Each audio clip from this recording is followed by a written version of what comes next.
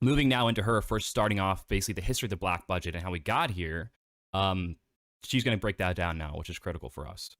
We're talking about money on the scale of a leveraged buyout of the planet, which is essentially what I think the financial coup d'etat. We're not talking about corruption. This is a system. And if you go back into the 50s and 60s and you talk to or read the people who got the eyewitness reports of people who had engineered this system bottom up, because this has been going on for many, many decades, what they all tell you is it was the best of a lot of bad options.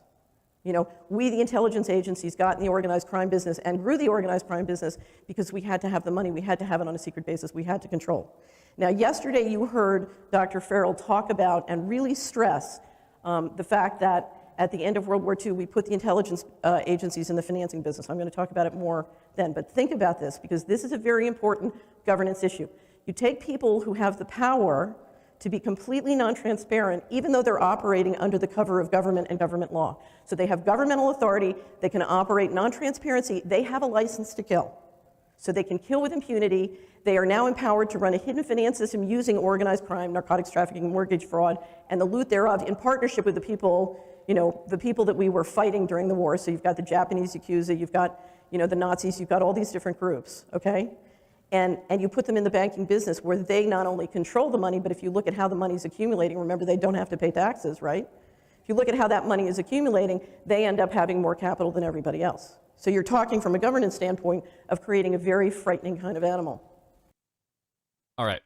And then we're going to start talking about cover stories and how that's important. But one of the key things first in this clip that's important is starting for people to understand how the intelligence community got involved in the financial elements of government as well. And like, I didn't realize this, but one of the things she'll drop later, but I'll just drop this big bomb on you guys, is that I didn't realize Lockheed Martin was the main processing of payments for the government. And I might be butchering exactly that, but basically, like, you're starting to see this really, like, why would we allow, like, this obvious conflict of interest to occur, right? You see this obvious conflict of interest between people who have the ability to affect financing and payments and various other core components of budgeting in our government kind of cropped in with military and defense contract and intelligence operations. And you start to see, well, duh, like, you know, if you make umbrellas, you need it to rain. And you start to see that there's all these revolving doors between different elements of military industrial complex and financial industry and, you know, defense contractors and all this. You start to really understand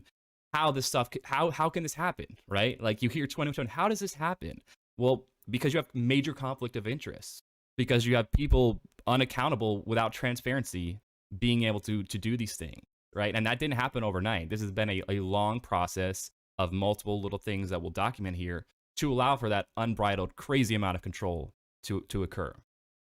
Yeah, you know, just a super quick aside. So I was in the military for 6 years.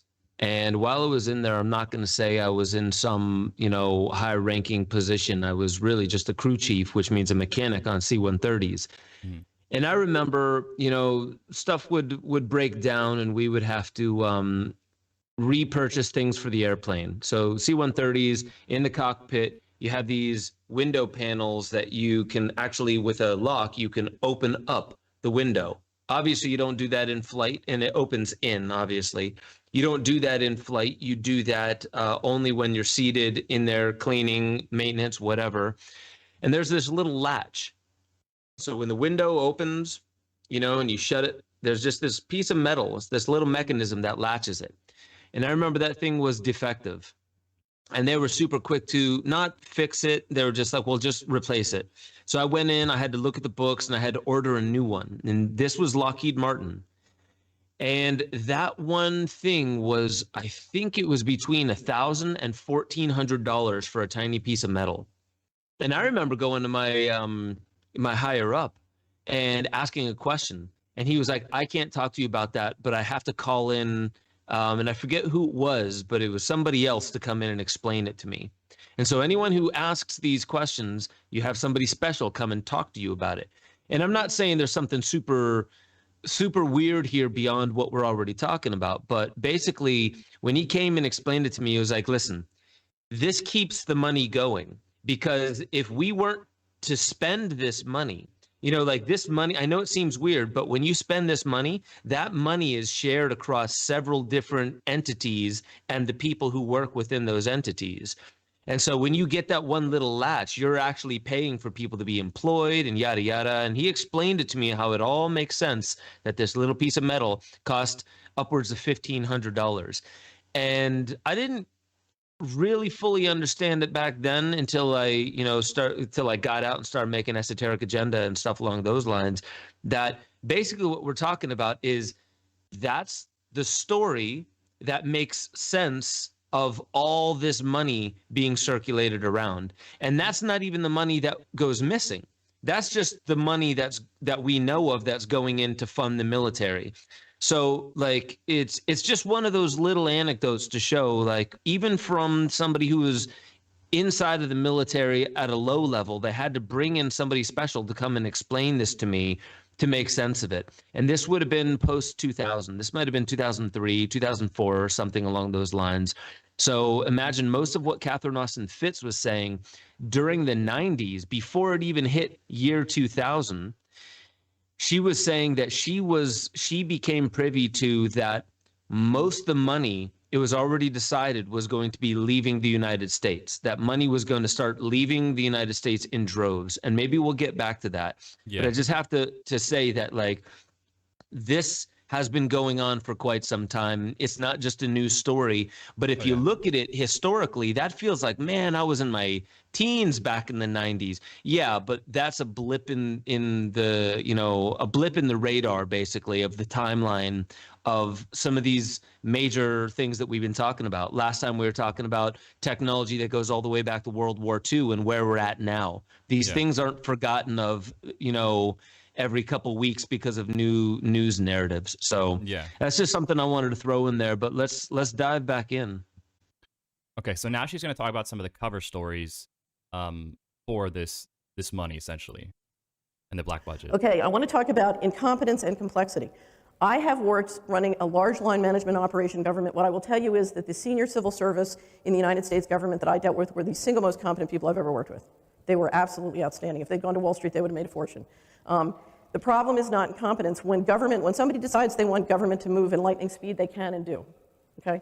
Let me give you an example. When I ran the FHA, we had, at that time, we were issuing about $5 billion a year of mortgage insurance for apartment buildings. Okay? Now, our premiums were below market. What happens when you charge less than market for a financial product? You get more demand. Remember, supply and price is what clears the market, supply and demand. So we have below market premiums. And so we're getting $25 billion of demand for $5 billion of mortgage insurance, okay? So how do you reconcile who gets the $5 billion?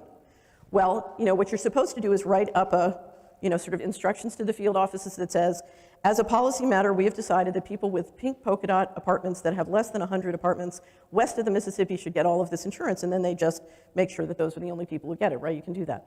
Well, here's the problem. From a legal standpoint, you have to write the instructions that say these noble, deserving people with pink polka dot apartments get it. But if you're going to run successful campaigns and if you're going to feed the black budget, you need to make sure that these insiders get it. So what do? You set up an unbelievably complicated process. All the applications come in, you gridlock, and then the right lawyers get the right $5 billion, and it comes right through the process. And when the other $20 billion come in and say, wait a minute, we have pink polka dot apartments, what happened? You say, oh, those dumb bureaucrats, they're so incompetent. Okay? And then when that doesn't work, you say, well, it's really very complicated. We have a very complicated process. And it's interesting. One of the things I love about doing what I do is if you look at who my audience is, who I work with, who I talk with, they're people who are willing to deal with the complexity we need to unpack this. And the speakers you're going to hear from today have spent a lifetime unpacking the complexity to try and get back to some simple basics of what's going on. The last thing I want to stress is, please, there is much going on in the world that inspires anger or emotion. But I want to stress that our situation is far too serious for the luxury of unbridled emotion, okay? This is a dangerous situation. We're dealing with a lot of serious risks, okay?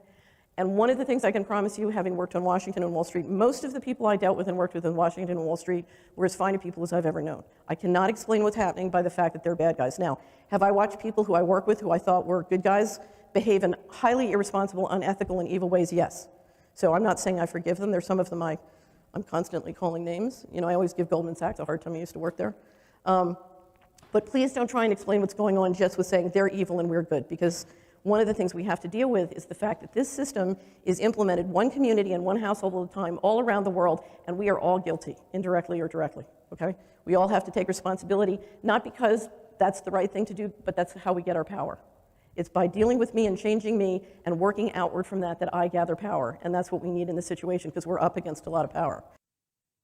So I think there's a couple key points really made there, but you know, this is something that we really do need to have emotional intelligence about. We really have to. This stuff obviously can make people, and very valid, people very angry. Like, you're stealing from me, you're doing horrible things with my money, like, et cetera, et cetera, et cetera. But we don't even have that luxury, as she puts, in a way of like, we have to really streamline our thinking, really work together, put aside some differences because of what we're really dealing with, like the gravity of the situation we're dealing with and the forces we're dealing with. And I you know, what are some things that stuck to you there? But you're starting to see a lot more of how we have to just at least approach this emotionally as well, I think, is a key component here. And she also mentions, you know, this is not just good or bad guys. So a lot of the mainstream media, especially on purpose, likes to paint the world in black and white, likes to say it's, oh, good guy versus bad guy, and the other side says we're good and they're bad, and vice versa. And they always want it to be this classic divide and conquer tactic of saying, oh, it's all so easy in black and white, and everyone's just either this one absolute or this absolute. And this, you know, in this case, it's not, as she said, this is nuance, and it's not just, okay, there's some bad guys and good guys, and we just need to take out the bad guys. You know, there's good people being exploited. There's good people being, you know, basically blackmailed, and what they call control files. There's I'm a strong believer that if we give people the option to redeem themselves, then, you know, we should give them that option, right? And I think there's a lot of people who want to redeem themselves, who know they've done some pretty effed up stuff, helping to be a part of this, but we have to allow them an option to redeem themselves, you know, in the public sector. And we also have to kind of all own it that, like, we are, as she said, all, whether we know it or not, directly or indirectly, slightly responsible for this in you know, some subtle ways more than others. But it's not about playing the blame game is not going to get us out of this. And that's with a lot of solutions. But what are some of your thoughts just on that clip? No, I like what you just said there, and definitely, you know, like what she said, I have some thoughts, but mainly on what you're speaking of here about having some emotional, not even neutrality, just, you know, being able to breathe through it and understand that, like, for most of the people here, you know, I'm slowly reading through some of the comments, and a lot of people here, they're fully well aware that this stuff is happening, whether they know all the details or not. But there are going to be some people that they hear about this and it's just causing anxiety for them. And the bottom line is like, that's like waking up and realizing that an earthquake has been happening for a couple decades. Like, it's no reason to acutely start worrying. It's a reason to start adjusting our perception. And that really should be done in the right way, you know. So when it comes to how to take all of this, if you listeners aren't privy to, I mean, I guarantee almost all of you are, but if for some reason you're not privy to the fact that there's a lot going on in government that we're not told, and if you were to hear about it, you would be appalled. So the point isn't to just be reactionary and like close your mind off to the fact that is happening, but to understand that is happening. So when you do actually get more details, it simply paints the picture or brings the lens into focus a little bit more, rather than most dominantly having some kind of dramatic emotional impact on you. And that, to me, is why I feel like, why did I start reading about all this stuff and really getting deeply into what is termed now so lovingly as conspiracy theories back in 2007, 2008, even before that? But why did I really start picking up on it? Is because I knew that the more deeply I looked at it, the more the nerves would calm down. And then I would be able to look at it as if, not saying I'm even close to having some kind of like samadhi, you know, or some like Buddhist percept.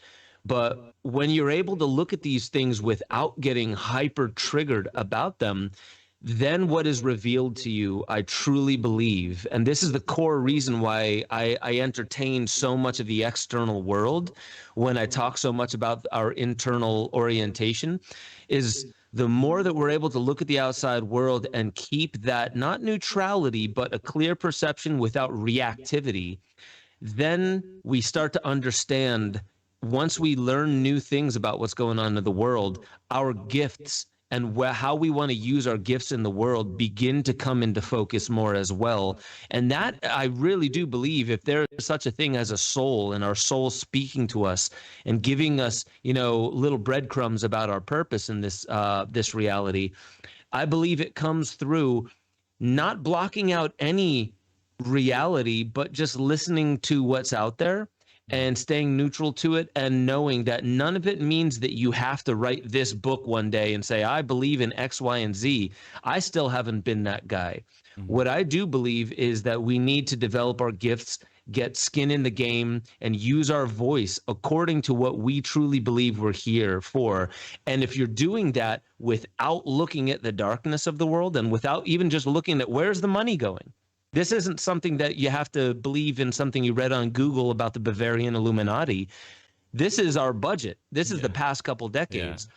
So that's why I want to say this is, like, I'm very firmly not about getting into this, like, very nervous, scared, like, what's going to happen? We need to rise up. And none of this needs to be like that. I think the fact that this is coming out is showing us that opportunity is presenting itself right now. So we need to see that there's opportunity here. Yeah. But that's really just that's kind of like my overall perspective of all of this information. Yeah. And Adam of Grayskull says, we're here for love, nothing more, nothing less. Thank you for that. Let's dive deeper into it and just follow Catherine Austin Fitz's train of logic, because I'll say this real quick. I love how some women speak to topics like this better than men, because you don't see their eyes popping out in their heads as much as some of the men that I've researched, who are great researchers. But the way these women just like all the details out there, and they're not freaking out, right? They're really just getting practical with it. Right. I think we really need to start diving deeper into at least Catherine Austin Fitz's work. So let's hop in and see where she goes with this. Yeah, and just real quick is, basically it's this idea of responding as the observer and not reacting as the ego. And this is really much like, if we're in the heat of battle, you've got one guy maybe freaking out, go, come on, and you go, calm down, you go here, we'll get this, and we'll get this done, right? That's what we need to do here, is like, look, let's breathe, and let's accomplish this mission together. And Billy, just breathe, brother, but you freaking out isn't helping us achieve what we got to achieve collectively here. And we have to work collectively. Like, you and I alone are not going to be able to do this. We need a certain percentage, basically, of the world will be enough to help pull this off. But, we're all about unifying and coming together here. And this is something that I think a lot of people can unify around, which is why I also think it's just a critical sort of rallying call in that sense, too. So now she's going to jump into really explaining this parallel financial system and how it works and sort of the nuance of it. Described, we have a parallel financial system, but I want to get into the overage system and help you see from 1947 on how it started to get integrated. And there are many different pieces of this. A very important one is the reserve system, the Federal Reserve System, and how it works, particularly the New York Federal Reserve, which controls as agent for the Department of Treasury, the Exchange Stabilization Fund. I just want you to remember this word, which is the mother of all slush funds. Okay? Because remember, when you take all the gold and other assets that Joseph... I really had to look up this exchange stabilization fund, because I never heard it before, but this is a key thing for people to really dive deep on. Talking about it, and you combine it with the U.S. federal credit. The U.S. federal credit is the single most powerful, innovative financial mechanism that anybody has ever engineered. It's extraordinary. It took me 20 years to figure out how it really works. But when you combine the federal credit with that hidden system and all the overt resources, it's very, very powerful. Okay. Federal housing finance, there are many different parts of the government that have been used as slush funds, has been used to grab money for the black budget, but one of the ones we all know about is the mortgage fraud, and it's the one I know the best, so I'm going to use that as sort of the case study today. The FHA funds were created in 1934, and the mortgage fraud has been an incredible, important sort of tool to literally do leverage buyouts of communities. You bring in the drugs, you bring in the mortgage fraud, and you literally engineer a leverage buyout of that community. You buy the community with its own cash flow. And then because you devastate the place, you can pick it up cheap. You buy it cheap with its own money. I want to talk about legal structure, because legal structure is a very important part of how these things sort of, how the hidden financial system sort of merged with the overt system and sort of blew up. I'm going to not talk a lot about covert operations and mention the most important thing now is the digital infrastructure. I am so glad Edward Snowden did what he did, because now I start making sense to people. There is a matrix. If you look at how the digital systems are being engineered, there is a matrix. And we are behind a one-way mirror, and what they can see about us and what we can see about them, you know, they can see everything down to, you know, a penny in real time in extraordinary ways. We can see nothing about them.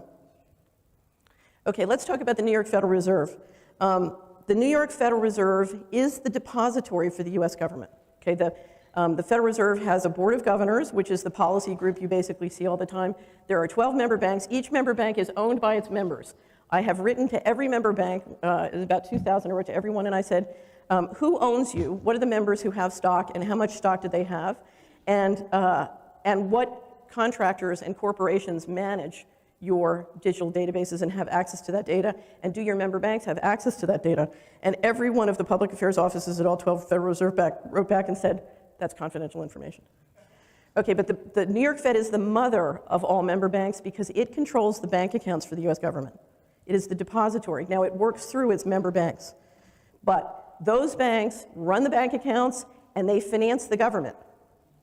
So the idea that the government is going to be able to seriously enforce against them, you know, is dreaming. If you're running a company and all your financing is dependent on your bank and they've got all your accounts, are you going to put them in jail? That's a tough one. They manage as agent the Exchange Stabilization Fund, very important. The Exchange Stabilization Fund, on that management, they report directly to the Secretary of the Treasury, not to the bureaucracy. All the files, all the records are kept at the New York Fed, but controlled by Treasury, but reporting to the Secretary. So if you try and FOIA, if you put in a Freedom of Information request, either one, and you ask for anything on the Exchange Stabilization Fund, you know what you get? You get this. Okay? Very difficult. Yes, they publish financials. Do I believe them? I'll never forget, I had one reporter who was writing about narcotics trafficking in this country. She came back from lunch with a very senior DE, retired DE agent.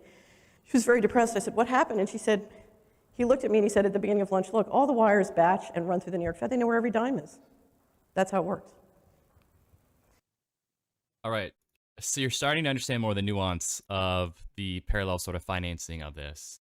And, you know, fractional reserve banking, central banking, the Bank of International Settlements, this whole way we do our modern day, you know, open market operations, the way we do monetary policy now, once we've gotten off the gold reserve, is just in and of itself kind of a mind blower. But you start to see this overlap between, you know, the shady way we're now running our financial and monetary systems, also with black budgets, and then as we start to tie more, also where that money is really going. That would make the most sense based on how much we're really talking. So you are starting to see this conflict of interest, though, between, you know, these various governmental bodies. But in that clip, did anything stick out to you?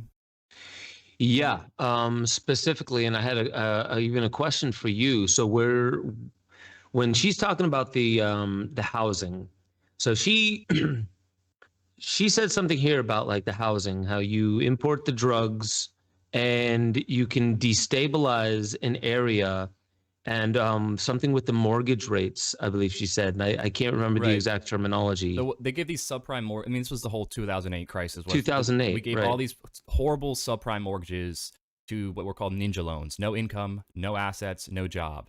And they normally would never get these loans out to people, but they knew that these people were most likely going to default. So then they bought credit default swaps on it, and they bet against basically these bad loans, knowing they were going to fail. And it was this whole idea of the big short, and all these people played it. But essentially, they knew they were too big to fail. They knew Geithner and the Treasury was never going to really let them fail because they'd fear-mongered them with, it'll be a run on the banks, we'll have another, you know, Great Depression if you allow it, it'll be systemic banking failure. So they bailed them out, as we all know. And these guys knew they were going to be bailed out. They gave out bad mortgages, and then they bet against them knowing they were going to fail. So it's like all these, like the core thing that you realize, you know, that you learn, if like when I was a financial advisor, was you have a fiduciary responsibility to your clients. And these guys were blatantly going against that, which is called moral hazard. And and they didn't care about their clients. The opposite. They were willingly basically exploiting them.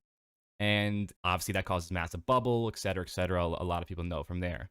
But there's various ways you can do this, and obviously there's a track record of the CIA with Iran-Contra, Freeway Rick Ross, who actually met the real Freeway Rick Ross, extremely nice guy, but he was literally using a CIA front to, he was selling the drugs, giving the money to they were then using the money proceeds to fund this Iran-Contra operation at the time. And it's just there's plenty of stories like this, when you really look into the history of black budgets and CIA, and how there's this really shady way we're using opium and marijuana and cocaine sales in various parts of the world to finance a lot of these operations. And yeah, I mean, if you willingly introduce something into a community, say South Central, what they called at the time Ready Rock, which was cocaine now, and crack cocaine, that's obviously going to probably be pretty detrimental to the community.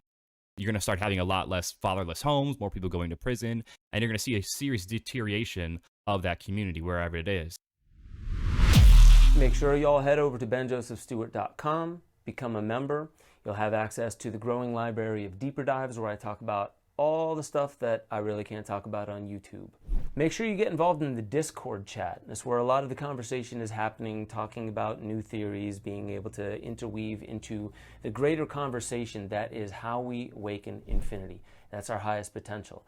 And I just want to remind you, you are the most powerful technology ever known to creation.